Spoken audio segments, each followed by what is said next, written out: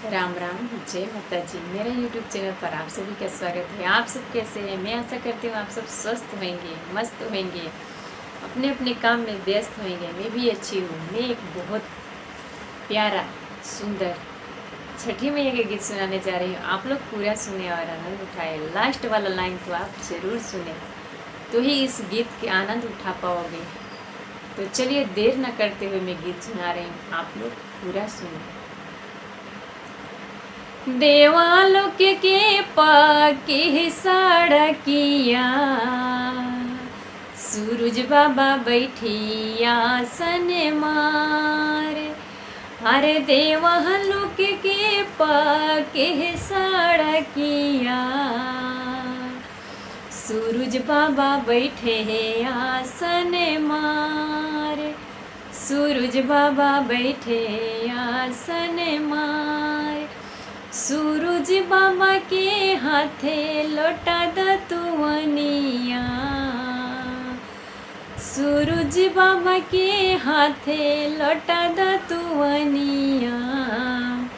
चली भैनी छठी माई के हो घाट, चली भैनी छठी माई के घाट। किया राउर चोरावाए मनावा, किया भूतबाए तान। किया राउर चोरावाए मनावा, किया भूतबाए ताल, किया भूतबाए ताल। नाही मोरे चोरावाए मनावा, नाही भूतबाए ताल।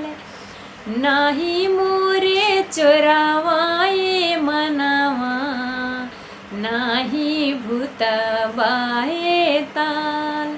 हमारा पर दुनिया, हमारी दुनिया के मालिक, हम पर दुनिया संसार।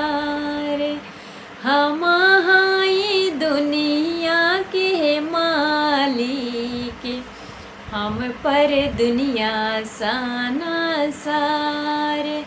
हम पर दुनिया संसार।